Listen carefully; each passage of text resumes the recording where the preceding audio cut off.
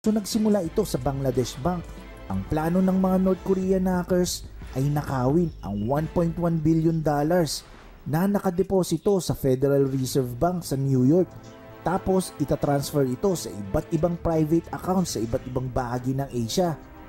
Nag-umpisa ang pag-atake sa isang empleyado sa Bangladesh Bank nang ito'y makatanggap ng isang email at binuksan ito. Mukhang ordinaryong email lang naman kasi. Umuwi siya ng bahay. Ang hindi niya alam, nung oras na yon infected email pala yung nabuksan niya. Napagmumulan ng pagkalat ng malware. Kung iisipin, klinik niya lang naman yung email na infected. Pero yung email kasi na yon kapag binuksan mo, automatic na mag-i-install sa computer ang isang malicious program sa computer system ng Central Bank.